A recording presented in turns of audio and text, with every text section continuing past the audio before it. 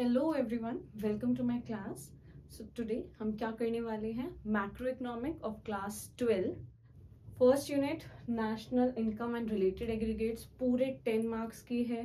19 मार्च को आपका एग्जाम है।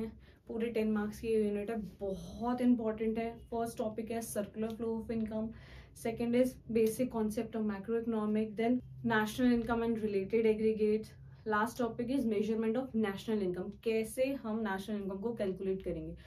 इससे पहले मैंने एक वीडियो डाली है जिसमें what is micro economic and macro economic बहुत अच्छे से डिफरेंस दिया है। उसको जल्दी से पहले, इस वीडियो को देखने से पहले उसको गो थ्रू कर लेना, पूरा मैक्रो इकोनॉमिक का कॉन्सेप्ट क्लियर हो जाएगा।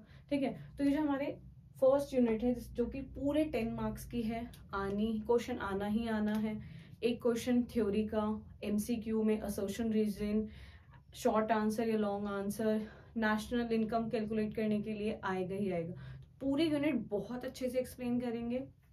तो आज पहला टॉपिक शुरू करते हैं, सर्कुलर फ्लो ऑफ इनकम।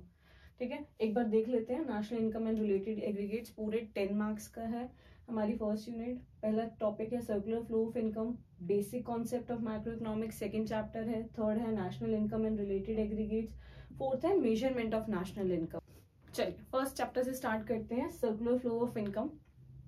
कैसे हमारी इकोनॉमी में इनकम का सर्कुलर फ्लो होता है, बेसिक से स्टार्ट करेंगे, बिल्कुल बेसिक से एडवांस तक जाएंगे, एक एक चीज डिटेल में समझाऊंगी।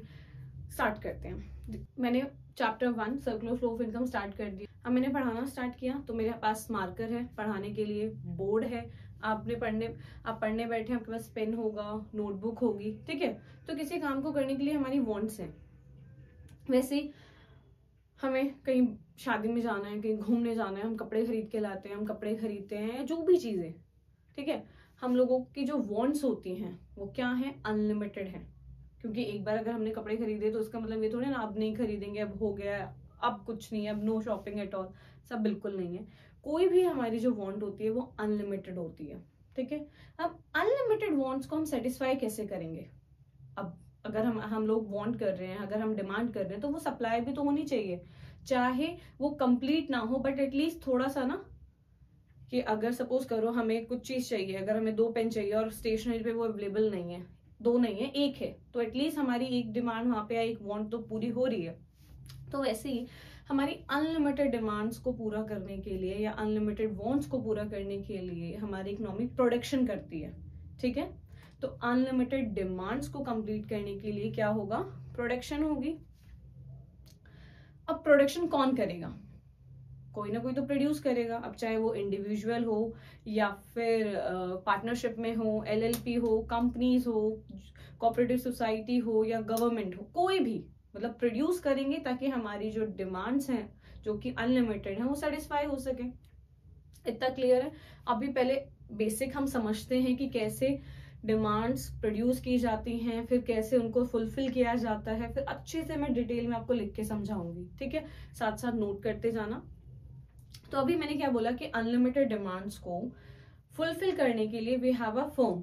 उसको कौन करती है, फर्म। चाहे फर्म, अब फर्म का मतलब क्या है, अभी मैंने बताया, फर्म का मतलब इंडिविजुअल या फिर कोई कंपनी भी हो सकती है, पार्टनरशिप में भी हो सकता है। ऐसा जरूरी नहीं है कि अगर मैंने फर्म बोल दिया तो उसमें कोई इंडिविजुअल नहीं आएगा। जो भी प्रोडक्शन कर रहे हैं उसको हमने क्या बोला है, फर्म बोला है।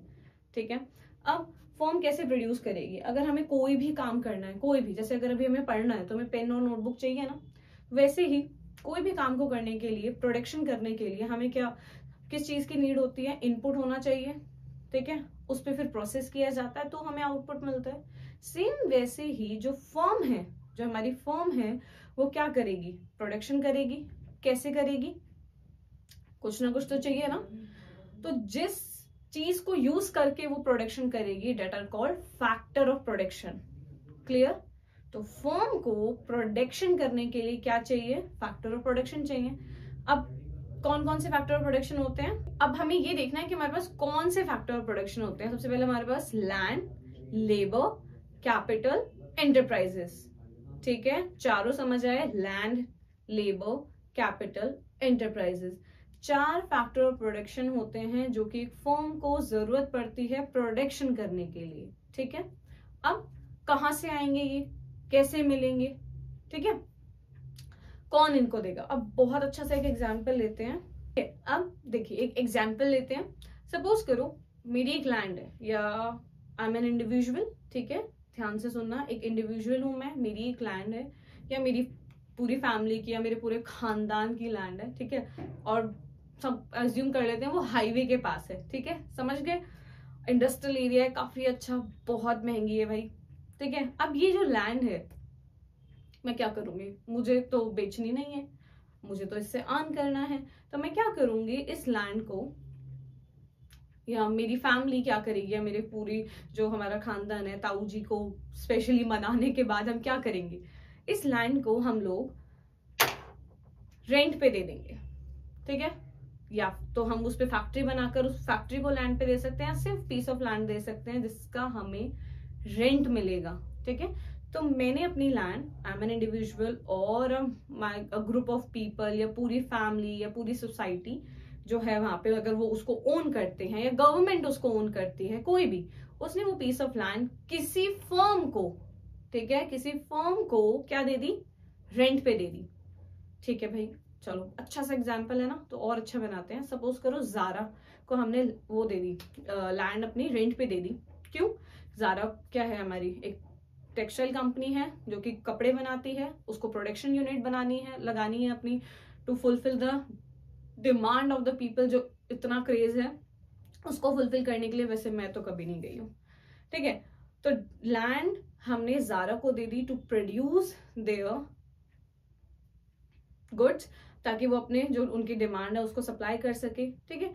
अब जारा ने उसको ले लिया, अपनी प्रोडक्शन यूनिट बना ली और प्रोडक्शन स्टार्ट कर दी, ठीक है। तो अब मुझे या मेरी फैमिली को या जिसकी भी वो लैंड है उसे क्या मिलेगा, जारा अगर हमने लैंड दिए तो in return we get something ना, कुछ तो मिलेगा। क्या होगा, अब जारा को हमने फैक्टर ऑफ प्रोडक्शन दिया है, वी सप्लाइड, वी मतलब हाउस होल्ड में इंडिविजुअल भी आ सकता है, एक फैमिली भी आ सकती है, गवर्नमेंट भी आ सकती है। हाउस होल्ड का मतलब समझा रही हूँ, ठीक है, फर्म का मतलब समझा दिया, हाउस होल्ड का मतलब है कि हाउस होल्ड में एक इंडिविजुअल, फैमिली और joint family, cooperative society, government, कोई भी अपनी लैंड उन्हें प्रोडक्शन के लिए दे सकता है। अगर लैंड दी है तो लैंड के लिए क्या मिलेगा, rent, they will get the rent, उन्हें रेंट मिलेगा, ठीक है। अब बहुत सिंपल सा फ्लो चार्ट, फर्म को प्रोडक्शन करने के लिए हाउस होल्ड ने फैक्टर ऑफ प्रोडक्शन सप्लाई किए हैं, ठीक है। अब फर्म इन रिटर्न कुछ तो देगी, फर्म फैक्टर पेमेंट करेगी, इन फैक्टर्स की पेमेंट करेगी हाउस होल्ड को, ठीक है। तो अब जारा को लैंड चाहिए थी, लेबर चाहिए, कैपिटल और एंटरप्राइजेस, चार चीजें चाहिए, लैंड मिल गई, काम शुरू कर दिया। अब नियर बाय जो एरिया है जहां पे भी वो लैंड है वहां से वो लेबर हायर कर सकती है, ठीक है, कैपिटल वो बोरो कर सकती है। यहाँ पे कैपिटल का मतलब है जैसे किसी से पैसे ले लेना, मेनली कि स्टार्ट करने के लिए इन्वेस्टमेंट, एंटरप्राइजेस कंपनी होनी चाहिए। ये चारों फैक्टर्स मिलाकर वो प्रोडक्शन स्टार्ट करेगी, जो फैक्टर ऑफ प्रोडक्शन है उनको फैक्टर पेमेंट की जाएगी। तो अब ये क्या करेगी, जो फर्म है वो गुड्स एंड सर्विसेज प्रोड्यूस करेगी। अब इस फर्म ने गुड्स एंड सर्विसेज प्रोड्यूस कर दिए हैं, ठीक है। अब यहाँ पे जो हमारा हाउस होल्ड है, अब उसके पास तो भाई रेंट आया है, मोटी पेमेंट, मोटा कैश, ठीक है। अब क्या करेंगे, चलो फिर पैसा आ गया, चलो जारा शॉपिंग करने। अब ये हाउस होल्ड स्पेंड करेगा to buy the goods and services produce by the firm, ठीक है। तो कैसे फ्लो हुआ, पहले फर्म ने फैक्टर ऑफ प्रोडक्शन दी, इसने गुड्स एंड सर्विसेज बनाए। अब जैसे इसका जो गुड्स एंड सर्विसेज अब बिकने लगे, ये करेगा फैक्टर ऑफ पेमेंट, ठीक है। अब हाउस होल्ड उस पेमेंट, हाउस होल्ड के फर्म के लिए तो वो पेमेंट है, हाउस होल्ड के लिए वो इनकम है, वो इस इनकम को स्पेंड करेगा to buy the goods and services. This is the circular flow of income. ऐसे हमारी इनकम सर्कुलेट होती है। मैंने किसी को लैंड दी, उसने मुझे रेंट दिया, ठीक है। अब वही जो मेरी इनकम बनी है मैंने खर्च कर दी गुड्स एंड सर्विसेज पे। ये हम सबको पता है कि किसी की एक्सपेंडिचर सामने वाले का इनकम होती है। अगर मैं किसी शॉप पे जा रही हूँ टू बाय समथिंग, मैंने उसको जो पेमेंट की वो मेरा खर्चा है, लेकिन सामने वाले की वो इनकम है। This is the circular flow of income, की इनकम कैसे सर्कुलेट होती है। क्लियर है, इतना समझ आया बहुत अच्छे से। अब एक बारी और इसको लिखकर समझते हैं पूरा डिटेल में, जल्दी जल्दी से इसको कवर करते हैं। इसके बाद फिर मैं जो इसकी डेफिनेशन है सर्कुलर फ्लो ऑफ इनकम की, बिल्कुल भी याद करने की जरूरत नहीं है, गारंटेड आप इसको समझ लो जो भी मैंने ऐसे समझाया है आपको, या भी मैं बोर्ड पे लिखकर समझाऊंगी। उसके बाद मैं डेफिनेशन का मीनिंग भी अच्छे से समझाऊंगी, बट लर्न करने की कोई भी जरूरत नहीं है डेफिनेशन को। सिर्फ एक अंडरस्टैंडिंग बनाओ कि सर्कुलर फ्लो ऑफ इनकम क्या होता है, देन उस नॉलेज को अपने शब्दों में अपने एग्जाम में लिख कर आना।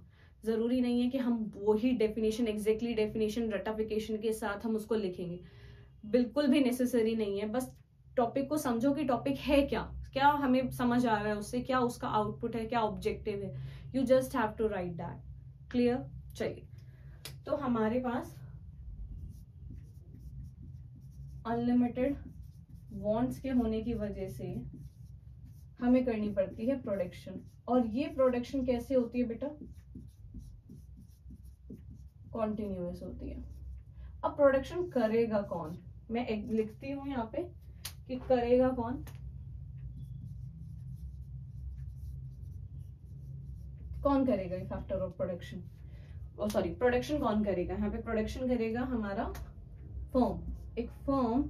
अब फर्म का मतलब दोबारा से समझाती हूँ, एक फर्म का मतलब होता है एक इंडिविजुअल यूनिट। जैसे आपने देखा होगा छोटे स्मॉल स्केल जो बिजनेस होते हैं वो घर पे ही सेटअप करके कुछ ना कुछ बनाकर बेच रहे होते हैं, तो वो भी एक प्रोडक्शन है। कोई पार्टनरशिप में कर रहा होता है, कोई कंपनी बनाकर कर रहा होता है, कोई बहुत बड़ी एमएनसीज बना के प्रोडक्शन करते हैं, वो सभी की हम यहाँ पे बात कर रहे हैं। फर्म जो प्रोड्यूस करेगी, कैसे करेगी भाई? कैसे करेगी? अब ये जो फर्म है ये प्रोडक्शन कैसे करेगी? एग्जैक्टली आप लिख लेना, बहुत रिवीजन करते टाइम बहुत हेल्प मिलेगी। अब फर्म कैसे प्रोड्यूस करेगी? With factor of production, factor of production के साथ इसको प्रोड्यूस करेगी। अब ये फैक्टर ऑफ प्रोडक्शन सप्लाई कौन करेगा? कौन ये फैक्टर ऑफ प्रोडक्शन फर्म को देगा? ठीक है, कहां से मिलेंगे ये भी लिख सकते हैं हम, कहां से मिलेंगे। तो ये कहां से मिलेंगे इनको? तो ये जो फैक्टर ऑफ प्रोडक्शन है इसकी सप्लाई करेगा हमारा हाउस होल्ड। अब हाउस होल्ड का मतलब क्या है? हाउस होल्ड का मतलब है कोई भी इंडिविजुअल जिसके पास लैंड है, लेबर है, कैपिटल है या एंटरप्राइज है। क्लियर? अब फैक्टर ऑफ प्रोडक्शन क्या होते हैं? शॉर्ट में लिख रही हूँ, land, labour, capital, enterprises. House hold इन्हीं की सप्लाई करेगा। ठीक है, कहां से मिलेंगे? तो हाउस होल्ड फर्म को सप्लाई करेगा ये फैक्टर ऑफ प्रोडक्शन। ठीक है, अब इसके बदले हाउस होल्ड क्या रिसीव करेगा? हाउस होल्ड रिसीव क्या करेगा? Factor of payment. Factor of payment कहां से रिसीव करेगा? फर्म से। फर्म इसे फैक्टर ऑफ पेमेंट देगा। तो house hold factor of production देगा, फर्म फैक्टर ऑफ पेमेंट देगा। अब पेमेंट रिसीव करने के बाद हाउस होल्ड क्या करेगा? पेमेंट रिसीव करने के बाद हाउस होल्ड क्या करेगा? कंजम्पशन एक्सपेंडिचर करेगा, कंज्यूम करेगा वो। ठीक है, कंजम्पशन एक्सपेंडिचर करेगा, कंज्यूम करेगा, गुड्स एंड सर्विसेज को अवेल करेगा जो कि प्रोड्यूस किए हैं किसने? फर्म ने, जिसको प्रोड्यूस किया है। तो एक सारा का सारा खर्च कहाँ करेगा? To buy the goods and services produce by the firm. समझ आया? बस यही है सर्कुलर फ्लो ऑफ इनकम हमारा। अनलिमिटेड वांट्स होने की वजह से प्रोडक्शन करते हैं जो कि कंटिन्यूस होती है। कौन करेगा? फर्म करेगा। कैसे करेगा भाई? With factor of production. कहां से मिलेंगे? हाउस होल्ड देगा। हाउस होल्ड को उसके बदले क्या मिलेगा? Factor of payment. इस फैक्टर ऑफ पेमेंट को वो कंजम्पशन एक्सपेंडिचर में खर्च करेगा to buy the goods and services.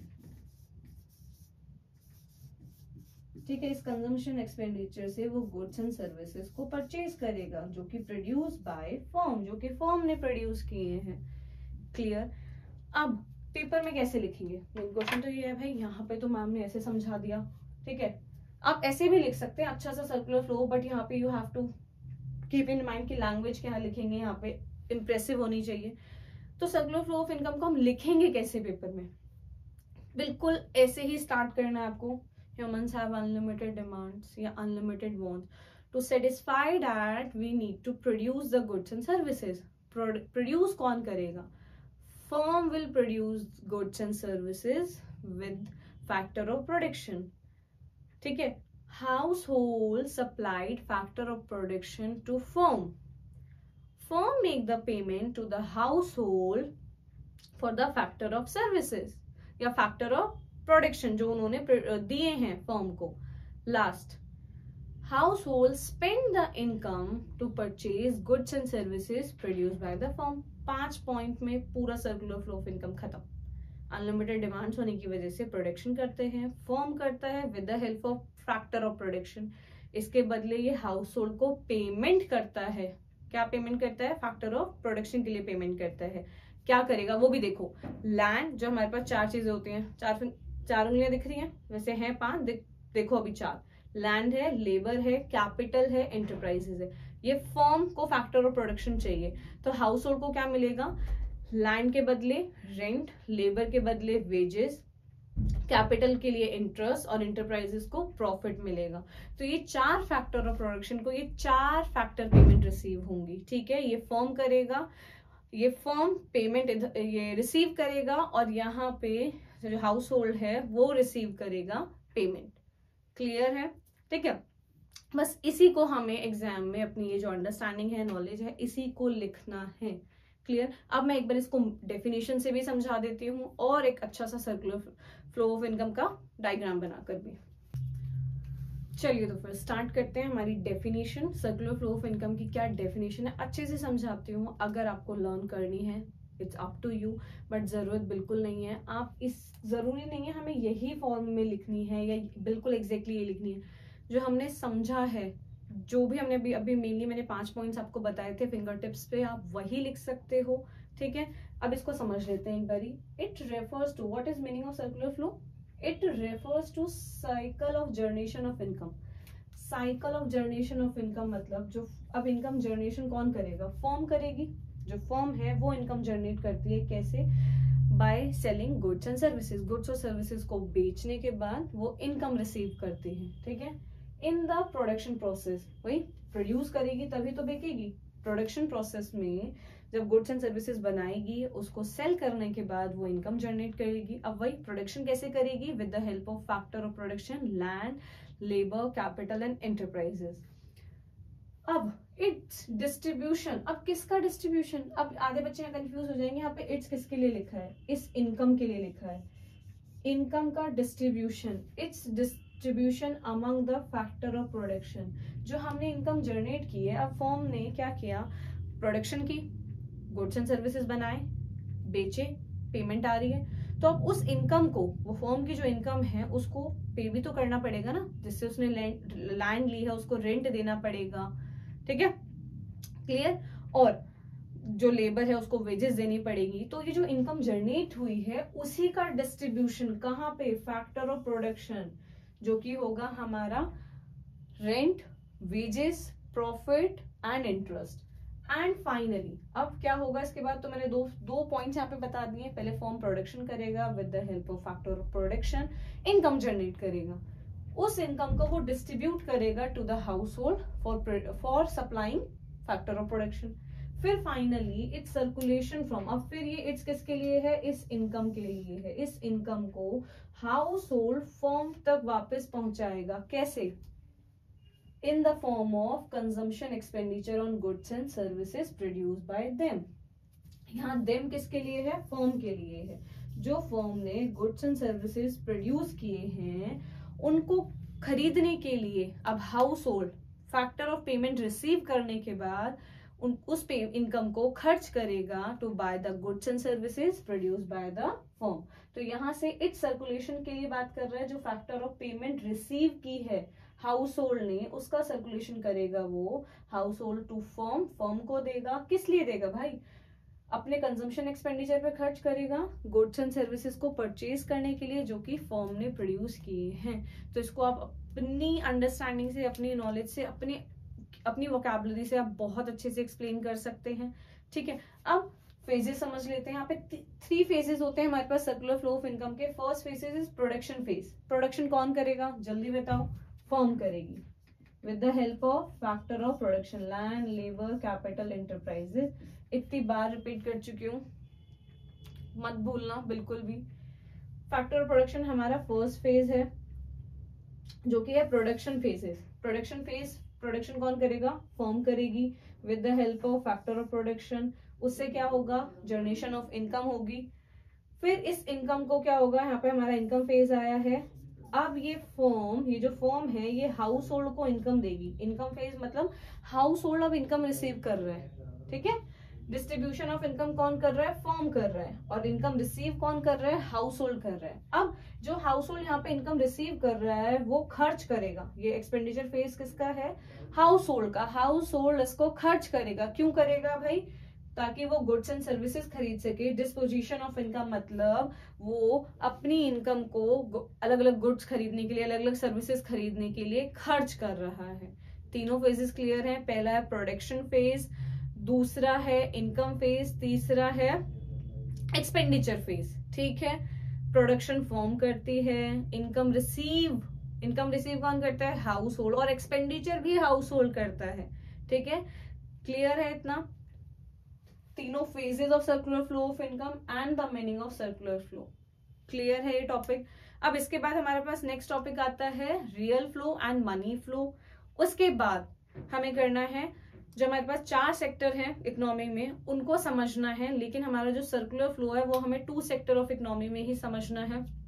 अभी इसको एक बारी और एक्सप्लेन करेंगे। बिल्कुल सेम है जो सर्कुलर फ्लो ऑफ इनकम है इन 2 सेक्टर इकोनॉमी, ठीक है। या फिर हम इसको कह सकते हैं क्लोज इकोनॉमी। क्लोज इकोनॉमी क्या होती है, ओपन इकोनॉमी क्या होती है, अभी अच्छे से आगे मैं एक्सप्लेन करूंगी रियल फ्लो और मनी फ्लो को समझाने के बाद। ये अच्छे से आप नोट डाउन कर सकते हो अपनी लैंग्वेज में। जो भी मैंने बोला आप उसको पॉज करके लिख सकते हो, या अपने कुछ वर्ड्स ऐड ऑन कर सकते हो। ये सर्कुलर फ्लो है। जरूरी नहीं है ये याद रखना है, एज इट इज। आप प्रोडक्शन भी लिख सकते हो, यहाँ पे इनकम लिख सकते हो, एक्सपेंडिचर। समझ आ जाएगा कि भाई फर्म प्रोडक्शन करेगा, फर्म क्या हाउस होल्ड पेमेंट रिसीव करेगा, और हाउस होल्ड ही एक्सपेंडिचर करेगा फर्म से गुड्स एंड सर्विसेज खरीदने के लिए। क्लियर है इतना? अब रियल फ्लो और मनी फ्लो करते हैं। चलिए समझते हैं रियल फ्लो और मनी फ्लो। जो हमने समझा था सर्कुलर फ्लो ऑफ इनकम में कि फर्म कैसे प्रोड्यूस करता है with the help of house hold, फिर हाउस होल्ड अपनी इनकम को कैसे खर्च करता है, उसी में है हमारा रियल फ्लो और मनी फ्लो, ठीक है। अब समझते हैं रियल फ्लो क्या है। अब देखिए वो जो एग्जाम्पल हमने लिया था, क्या लिया था? लैंड वाला, कि एक हाउस होल्ड या इंडिविजुअल के पास या मेरे पास जो लैंड है मैंने किसी को प्रोडक्शन के लिए दे दी है, जो कि ज़ारा को दी थी। अब वो प्रोड्यूस कर रहे हैं, ठीक है भाई प्रोड्यूस करो, आप अच्छी प्रोडक्शन कर रही है, हमें तो रेंट रिसीव होगा, we know that, we will get the rent. अब भाई क्या हुआ? प्रोडक्शन हो रही है बढ़िया, रेंट का डेट आ चुकी है, अब तो रेंट चाहिए। ज़ारा ने क्या किया? ज़ारा नहीं बोलते हैं, प्रोडक्शन यूनिट ने जो क्या किया, प्रोडक्शन यूनिट ने अभी हमें रेंट नहीं दिया है। उनके जो गुड्स थे, जो उनके कपड़े थे, अभी विंटर सीजन तो जैकेट ले लेते हैं या फिर जीन्स वगैरह कुछ भी, वो हमारे घर पे आ गए, ठीक है। घर पे आ गए मतलब कि ये लीजिए, ये हमने प्रोड्यूस किया है और ये आपका। भाई मजा आ गया, बड़ा अच्छा है यार, ये तो न्यू है और वी गेट दैट, हमें ये मिल गया है। बट एक बात देखो, जब हमने लैंड दी तो हमें रेंट मिलना चाहिए ना। अगर हमने लैंड किसी को दी है फॉर अ रेंट तो हमें उसका रेंट रिसीव होना चाहिए। यहाँ हमने लैंड दी है और यहाँ हमें क्या रिसीव हो रहा है? Goods and services. तो यहाँ से लैंड गई, फैक्टर ऑफ प्रोडक्शन गए, और यहाँ से सिर्फ गुड्स एंड सर्विसेज रिसीव हो रहे हैं। भाई हम बोलेंगे गुड्स तो दे दे, रेंट भी तो दो। उन्होंने बोला आ जाएगा, आजा दे देंगे, अभी ये जो है हमारी सेल नहीं हुई है, अभी पेमेंट्स आई नहीं है, कोई भी बहाना XYZ। तो इसका मतलब क्या हुआ? थोड़ा दुख तो हो रहा है भाई यार, अभी रेंट नहीं आया, शॉपिंग करनी थी, ठीक है। अभी दुख को मन में रखते हैं। तो हमें रेंट के लिए क्या रिसीव हुआ? Goods and services. जो हमने लैंड दी थी उस लैंड के बदले हमें गुड्स एंड सर्विसेज मिले। हमें तो पैसे चाहिए थे, सारा खेल पैसे का है, ठीक है। इकोनॉमी है तो मनी तो होना चाहिए। बट यहाँ पे देखो, मुझे समझना क्या है यहाँ पे, कि भाई हमने लैंड दी है, हमें गुड्स एंड सर्विसेज मिले हैं उसके लिए। तो यहाँ पे कहीं मनी की तो बात हो ही नहीं रही। तो यहाँ पे एक्सचेंज क्या हो रहा है? फिजिकल थिंग्स का एक्सचेंज हो रहा है, ये फिजिकल फ्लो हो रहा है ना। लैंड दे दी आपने, एक फिजिकल चीज दे दी है, ठीक है, उसके बदले हमें गुड्स एंड सर्विसेज मिले हैं। नो फ्लो ऑफ मनी, ना तो यहाँ से फैक्टर ऑफ पेमेंट गई है, ना यहाँ से एक्सपेंडिचर हुआ है, ठीक है। फैक्टर ऑफ प्रोडक्शन प्रोवाइड करने के लिए we get goods and services, this is real flow. यही डेफिनेशन है रियल फ्लो की। Real flow refers to the flow of factor of production from household to a firm and flow and a corresponding flow of goods and services from firm to household. यही definition है कि household ने factor of production दिए, firm ने goods and services दिए, done with the real flow. अब यहाँ पे समझना क्या था कि भाई यहाँ पे किसी मनी का एक्सचेंज नहीं हो रहा है, ना तो फैक्टर ऑफ पेमेंट मिल रही है, ना ही एक्सपेंडिचर हो रहा है, ना ही दूसरे की इनकम बन रही है। क्लियर? तो रियल फ्लो का दूसरा नाम क्या होता है? Physical flow. अब इसको रिलेट करते हैं, जो हमारे पास पहले बार्टर सिस्टम होता था, एक गुड्स के लिए दूसरा गुड्स हमें देना पड़ता था। सपोज करो एक एप्पल के लिए हमें 2 किलो चावल देने पड़ रहे हैं, ठीक है। क्या है, अनइवन है ना। अब देखो ना, लैंड हमने दी है रेंट पे, वो भी जो हाईवे के पास थी, ठीक है, उसके बदले हमें क्या मिल रहा है? 2 jacket. We are not satisfied with that. तो रियल फ्लो को हम कह सकते हैं एक बार्टर सिस्टम है ये, ठीक है। तो रियल फ्लो का meaning, other name, and it is a kind of a barter system. अब आपको ऑब्वियसली पता है, अगर हम एक एप्पल के बदले 2 किलो चावल खरीद रहे हैं तो वो तो बेवकूफी है ना, है ना, बिकॉज चावल का रेट बहुत ज्यादा है, एप्पल का कम है। तो फिर रियल फ्लो को करने में बहुत सारी डिफिकल्टीज आती हैं, ठीक है। डिस्ट्रीब्यूशन कैसा है इसका? बहुत डिफिकल्ट है। कोई भी अपनी लैंड के बदले गुड्स एंड सर्विसेज नहीं लेगा। क्या चाहिए? मनी का फ्लो होना चाहिए। क्लियर? तो this is the real flow. अब बात करते हैं मनी फ्लो की।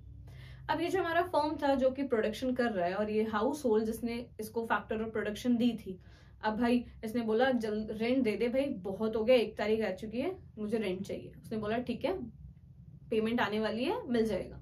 अब जैसे ही पेमेंट आई फर्म के पास, फर्म ने फैक्टर ऑफ पेमेंट की है, ठीक है। अब भाई खुश, अब चलो शॉपिंग, चलो ज़ारा। तो अब ये हाउस होल्ड अपनी इनकम को खर्च करेगा to buy the goods and services from the firm. Clear? अब यहाँ पे किसका फ्लो हो रहा है? Money flow. यहाँ से फर्म के लिए ये तो पेमेंट है और उसके लिए इनकम है, हाउस होल्ड ने इनकम रिसीव की, अब ये इसके लिए खर्चा है, फिर फर्म के लिए वो इनकम है। तो देखो, एक का खर्चा, दूसरे की इनकम। क्लियर? अब यहाँ पे किस चीज का एक्सचेंज हो रहा है? मनी का। सब कुछ मनी से रिलेटेड है, इसलिए ये मनी फ्लो। और डेफिनेशन भी इतनी आसान है, money flow refers to that flow of income. क्या क्या कैसे? देखो, बहुत इजी इसकी डेफिनेशन है। Money flow refers to the flow of factor of payment from firm to household for factor of production supplied by a household and a corresponding flow of income from household to firm to purchase goods and services produced by the firm। हो गई। जो हमने circular flow में पढ़ी थी कि कैसे firm factor of payment करता है हाउस होल्ड को, और हाउस होल्ड उसको खर्च करता है गुड्स एंड सर्विसेज खरीदने के लिए, यही है हमारी मनी फ्लो। अब मनी फ्लो का दूसरा नाम क्या हो सकता है बताओ? ठीक है, अब मनी फ्लो का दूसरा नाम क्या है? Nominal flow. ठीक है, और ये फ्लो करना बहुत आसान है भाई। किसी भी, अगर हमने किसी को कुछ चीज दी है, उसके बदले हमें पेमेंट मिल रही है, यही तो चाहिए हमें, टू गेट द इनकम, या मनी। उसके बदले में अगर हमने लैंड दी है तो हमें रेंट मिलना चाहिए, जो कि हमें मनी फ्लो में रिसीव होता है। तो मनी फ्लो को करना बहुत आसान है। क्लियर है? इसके बीच में हम डिफरेंस भी कर सकते हैं। मैं भी फ्लो चार्ट बना के दिखाती हूँ आपको। देखो, रियल फ्लो में क्या होता है? जो फर्म है, इधर हाउस होल्ड है हमारे पास, पहले हाउस होल्ड जो है वो फर्म को क्या सप्लाई करेगा? Factor of production, short form में लिख रही हूं। अब फर्म इसको देगा गुड्स एंड सर्विसेज, बस। नो फ्लो ऑफ मनी, कोई पेमेंट नहीं मिलेगी, कुछ नहीं, जस्ट अ फिजिकल फ्लो। ये क्या है? Physical flow. ये बहुत ज्यादा इंस्पायर है हमारे बार्टर सिस्टम से। तो भाई जब हमने बार्टर सिस्टम बंद कर दिया तो इसको क्यों कंटिन्यू रखेंगे हम? ये भी नहीं बनता है। तो हम लोग जो एक्सचेंज करते हैं वो किस में करते हैं? मनी फ्लो में, जहां पे फर्म हाउस होल्ड को फैक्टर ऑफ प्रोडक्शन के लिए क्या करता है? ये पेमेंट करता है। फैक्टर ऑफ पेमेंट होती है यहाँ पे, फैक्टर ऑफ प्रोडक्शन है ये फैक्टर ऑफ पी फॉर यहाँ पे पेमेंट है, आप पूरी लिख लेना। हाउस होल्ड फर्म को क्या करता है? फिर यहाँ पे कंजम्पशन एक्सपेंडिचर होता है, हाउस होल्ड कंज्यूम करता है goods and services produce by the firm. ये है रियल फ्लो, ये है मनी फ्लो। मनी फ्लो का दूसरा नाम है नॉमिनल फ्लो। क्लियर? तो सर्कुलर फ्लो ऑफ इनकम भी समझ आ गया, रियल फ्लो और मनी फ्लो भी। अब हमारा नेक्स्ट टॉपिक क्या है? अब हमें पढ़ने हैं जो 4 सेक्टर हैं हमारे इकोनॉमी में वो। उसके बाद हमारे पास एक लास्ट टॉपिक है बहुत छोटा सा, उसको ज्यादा एक्सपेंड नहीं करेंगे क्योंकि सर्कुलर फ्लो हमने पहले ही बहुत डिटेल में पढ़ लिया है कि हमारी जो इकोनॉमी है वो फॉर द माइक्रो बुक हम लोग जो ट्रेड कर रहे हैं हमारे जो सिलेबस में है, ये समझो हमारे जो सिलेबस में है, क्योंकि इन्हें पता है 4 सेक्टर तो है लेकिन ये 2 ही कर लें वही बहुत बड़ी बात है, 2 तो रहने ही दो। ठीक है, तो हमारी बुक में सर्कुलर फ्लो ऑफ जो इनकम है वो 2 सेक्टर है। ठीक है, क्लोज इकोनॉमी में है एक, तो हमें उसी को पढ़ना है, हमारे एग्जाम के लिए वही इंपॉर्टेंट है। होते 4 सेक्टर हैं और एक्चुअल फ्लो अभी समझाऊंगी कि एक्चुअल फ्लो कैसे होता है हमारे उसमें। ठीक है, चलिए करते हैं हमारा सर्कुलर फ्लो। पहले 4 सेक्टर समझते हैं, उसके बाद circular flow of income in 2 economy. चलिए, तो पहले 4 सेक्टर ऑफ समझते हैं जो हमारी इकोनॉमी में है, 4 सेक्टर ऑफ इकोनॉमी। अब सबसे पहला क्या है बताती हूँ पहले, house hold, firm, government, foreign sector. 4 sector है हमारे पास। अब हमें पहले बता देती हूँ, हमें 2 ही पढ़ने हैं, हाउस होल्ड एंड फर्म पढ़ना है। गवर्नमेंट एंड फॉरेन सेक्टर हमारे सिलेबस का पार्ट नहीं है, हमें क्लोज इकोनॉमी में पढ़ना है। पहले इन चारों को समझते हैं, फिर क्लोज एंड ओपन इकोनॉमी समझते हैं। क्लियर? अब हाउस होल्ड की बात करते हैं। पहला सेक्टर, हाउस होल्ड क्या करता है? एक इंडिविजुअल या एक फर्म या एक फैमिली क्या करती है? अपने फैक्टर ऑफ प्रोडक्शन को फर्म को सप्लाई करती है, उसके against they receive the factor of payment, फिर उसी इनकम को वो खर्च करती है to buy goods and services. Clear? यही लिखना है। हाउस होल्ड सेक्टर के बारे में पूछे बिल्कुल सेम ही, household provide factor of production to the firm to produce goods and services, in return they get factor of payment and then they spend their income to purchase goods and services produced by the firm। देखो कितना आसान है, बहुत ही normal सी language है, ऐसे ही आप लिख सकते हैं। अब बात करते हैं फर्म। फर्म क्या करती है? Firm produce goods and services. ठीक है, फर्म प्रोड्यूस करती है गुड्स एंड सर्विसेज। अब समझते हैं फर्म सेक्टर, जो हमारा सेकंड सेक्टर है फर्म, वो क्या करती है? जो भी हमारी फर्म है, यहाँ पे हम सारी फर्म्स की बात कर रहे हैं, छोटे से छोटे, चाहे वो मैन्युफैक्चरिंग यूनिट हो, घर में हो, स्मॉल स्केल हो, लार्ज स्केल हो, सारी की सारी फर्म्स की बात कर रहे हैं जो कि प्रोडक्शन करती है। They produce goods and services. पहला काम, they produce goods and services. दूसरा, they hire factor of production, वो फैक्टर ऑफ प्रोडक्शन को हायर करते हैं। तो इनके 2 काम। अब बात करते हैं हमारी फेवरेट गवर्नमेंट। गवर्नमेंट क्या करती है? गवर्नमेंट भी 2 काम करती है, वेलफेयर जो कि बहुत अच्छा करती है, बहुत अच्छा, सबको पता है। ठीक है, ये मैंने दोनों कॉन्टेक्स्ट में बोल दिया, अब जिसको जैसे समझना है उसको वैसे समझना कि गवर्नमेंट कैसे वेलफेयर करती है, करती भी है कि नहीं। ठीक है, तो गवर्नमेंट वेलफेयर करती है। वेलफेयर में क्या करेगी भाई? स्कूल्स बनवाएगी, हॉस्पिटल्स बनवाएगी, है ना, फ्री का बहुत कुछ देगी, समझ गए? वेलफेयर करेगी। या फिर बहुत इंपॉर्टेंट जो टर्म्स हैं, डिफेंस को मेंटेन, हमारे लॉ एंड ऑर्डर को मेंटेन करती है, ये सब गवर्नमेंट बहुत अच्छे से करती है, इवन कर रही है। ठीक है, अब दूसरा काम क्या करती है हमारी गवर्नमेंट? प्रोड्यूस करती है, जो हमारी पब्लिक सेक्टर्स है, ठीक है, जो हमारी पब्लिक कंपनीज हैं, वो प्रोड्यूस करती हैं गुड्स एंड सर्विसेज। तो 2 काम है हमारे फर्म के, क्या है? 2 काम है हमारी गवर्नमेंट के, एक वेलफेयर करना, आपको पता ही है करती है कि नहीं करती है, वैसे कहा है करती है। ठीक है, दूसरा, इस बारे में और कोई बात नहीं करना, सिर्फ समझो अभी क्या कंटेंट है। कंटेंट है हमारे पास कि गवर्नमेंट वेलफेयर करती है और प्रोड्यूस करती है। क्लियर? अब चौथा सेक्टर है फॉरेन सेक्टर। अब फॉरेन सेक्टर में हमारा पूरा रेस्ट ऑफ द वर्ल्ड, पूरे रेस्ट ऑफ द वर्ल्ड के साथ जो हम एक्सपोर्ट इंपोर्ट करते हैं वो पूरा कंप्लीट।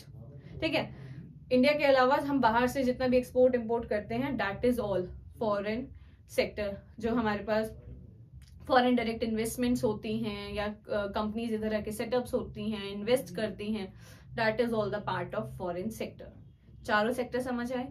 अब उन्हें पता है कि भाई 12th वाले हैं, 4 सेक्टर दे दिए तो पहले ही चैप्टर में बिछ जाएंगे, तो इसलिए सिर्फ हमें 2 सेक्टर में इकोनॉमी पढ़नी है, हाउस होल्ड एंड फर्म, जो कि हम हमने जैसे जब से ये वीडियो स्टार्ट हुई हमने यही किया है, सर्कुलर फ्लो ऑफ इनकम में सिर्फ 2 फर्म और हाउस होल्ड ही पढ़ा है, तो हमें यही पढ़ना है।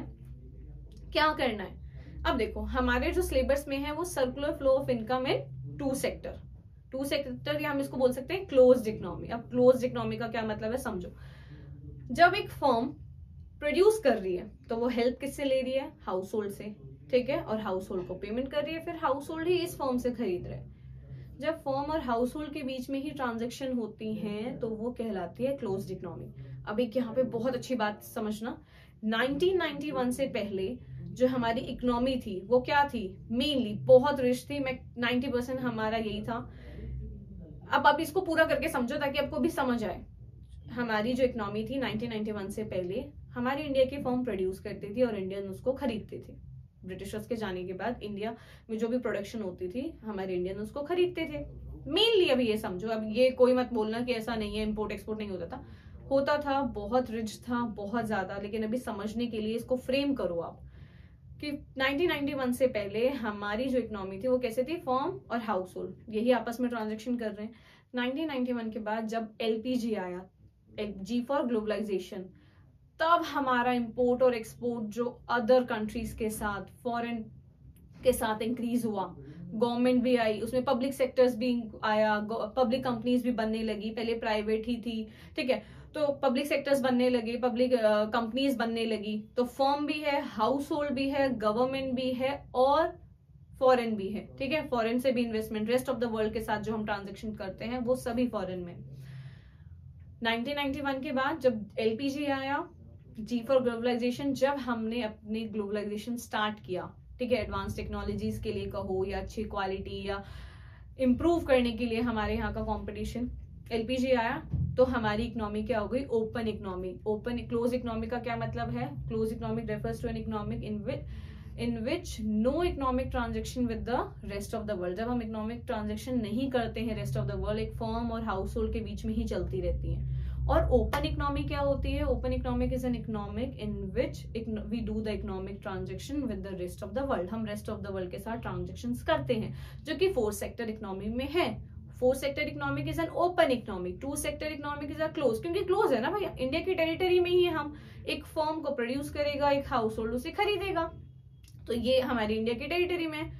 तो क्लोज इकोनॉमिक फॉर 2 सेक्टर, और 4 सेक्टर है हमारी ओपन इकोनॉमी। तो हमें क्लोज इकोनॉमी ही पढ़ना है, हमारे एग्जाम में वही है, हमारा टॉपिक वही है, ठीक है। अब उसे स्टार्ट करते हैं। सर्कुलर फ्लो ऑफ इनकम है ना, सिंपल इकोनॉमी या कह सकते हो 2 सेक्टर इकोनॉमी, जिसमें हमारे पास हाउस होल्ड और फर्म है और ये मिलकर बनाते हैं क्लोज्ड इकोनॉमी। अब क्या लिखना है इसमें, इसमें क्या है, बिल्कुल सेम जो हमने सर्कुलर फ्लो ऑफ इनकम में के इंट्रोडक्शन में पढ़ा है। कैसे, 2 लोग हैं, हाउस होल्ड क्या करता है, household is the owner of factor of production. Firm क्या करता है, household is the producer of goods and services. Household receive the payment, firm is the hirer of factor of production, या household और firm make the payment for the factor of production. यही होता है, हम इन दोनों को define करेंगे। जब भी क्वेश्चन आएगा कैसे करना है वो बता रही हूँ। 2 सेक्टर में पूछेगा, हाउस होल्ड और फर्म को डिफाइन कर दो कि हाउस होल्ड ओनर होता है हमारे पास फैक्टर ऑफ प्रोडक्शन का, ठीक है, और फैक्टर ऑफ पेमेंट का रिसीवर होता है। जो फर्म होता है वो हायरर होता है फैक्टर ऑफ प्रोडक्शन का, प्रोड्यूसर होता है गुड्स एंड सर्विसेज का, ठीक है। अब सेम वही बातें, firm producer goods and services, ठीक है, with the help of factor of production, produce by the firm ने जो उसको produce by the house hold, जो हाउस होल्ड ने उसको प्रोड्यूस किए, सप्लाई किए हैं, ठीक है। देखो अब क्या लिखना है इसमें हमें, firm is the producer of goods and services, ठीक है, with the help of factor of production supplied by the household, household ने सप्लाई किए। Then firm household receive the payment of factor of production, ठीक है, from firm. Then household spend the income to purchase goods and services produced by the firm। बस यही लिखना है, done with the circular flow of income है ना, simple economic या 2 sector of economic यही होती है। ये सारे पॉइंट्स लिखने के बाद हम एक अच्छा सा फ्लो चार्ट बना सकते हैं कि फर्म और चलिए बनाते हैं इसको। क्या है हमारे पास एक फर्म है, एक हाउस होल्ड है। सबसे पहले क्या होता है, इसको प्रोडक्शन करनी है, हाउस होल्ड देगा इसको फैक्टर ऑफ प्रोडक्शन, ठीक है, P फॉर प्रोडक्शन है। अब ये फर्म इसको देगा फैक्टर ऑफ पेमेंट, यहाँ पे फैक्टर ऑफ पेमेंट की जाएगी for the factor of production, जो फर्म है वो फैक्टर ऑफ पेमेंट करेगा। इतना क्लियर है, ठीक है। इसके बाद देखिए, अब ये हाउस होल्ड इस इनकम को लेने के बाद क्या करेगा, कंजम्पशन करेगा, कंजम्पशन एक्सपेंडिचर करेगा, ठीक है। और ये फर्म इस कंजम्पशन एक्सपेंडिचर के लिए इस हाउस होल्ड को गुड्स एंड सर्विसेज देगी। Clear? This is the circular flow of income in two sector या सिंपल इकोनॉमी। फर्म और हाउस होल्ड के बीच में रिलेशन है, ये फैक्टर ऑफ प्रोडक्शन देगा, ये फैक्टर ऑफ पेमेंट, ये फिर खर्च करेगा किस पे, गुड्स एंड सर्विसेज पे। This is the chapter of circular flow of income and we are done. जो हमने पढ़ा है आप उसी नॉलेज को समझ कर लिख सकते हैं, जरूरी नहीं है हमें एग्जैक्टली डेफिनेशन से याद करनी है या एग्जैक्टली ऊपर नीचे भी हो सकता है। फैक्टर ऑफ पेमेंट यहाँ, फैक्टर ऑफ प्रोडक्शन यहाँ पे है तो आप यहाँ पे भी कर सकते हो। गुड्स एंड सर्विसेज मैंने ऊपर लिखे हैं, आप नीचे भी लिख सकते हो, जैसे आपको कन्वीनियंट हो। Clear? So done for today. इसके बाद हम क्या करेंगे, जितने भी प्रीवियस 10 ईयर में 2014 तक जितने भी सर्कुलर फ्लो ऑफ इनकम से क्वेश्चन होंगे वो सारे मैं अपने चैनल पे अपलोड करूंगी प्रीवियस 10 ईयर में, चाहे वो MCQ हो, असर्शन रीजन हो, शॉर्ट आंसर या लॉन्ग आंसर्स हो, सारे, ताकि आपको एक आइडिया लगे कि भाई सर्कुलर फ्लो ऑफ इनकम पढ़ तो लिया, समझ भी आ गया, क्वेश्चन कैसे आएगा, अटेम्प्ट कैसे करना है, लिखना कैसे है, कितने मार्क्स से क्वेश्चन में हम कितना लिख के आए, ठीक है। वो सब कुछ सारे क्वेश्चंस मेनली पहले वो मैं अपलोड कर दूंगी, उसके कुछ टाइम बाद उन सबको अटेंड करना। जैसे ही आप इस चैप्टर को समझ लोगे डन हो जाएगा, कुछ टाइम के बाद, ब्रेक के बाद क्वेश्चंस को रीड करना और समझना कि इसका आंसर ये हो सकता है, हम ऐसे लिख सकते हैं। इसके बाद मैं कुछ टाइम बाद इसके आंसर्स भी अपलोड कर दूंगी ताकि आप उसको आसानी से गो थ्रू कर सको कि हाँ ये मेरा मिस हो गया, हमें ये ऐड ऑन करना है, हमें ये भी लिखना है, ठीक है। तो डन फॉर टुडे।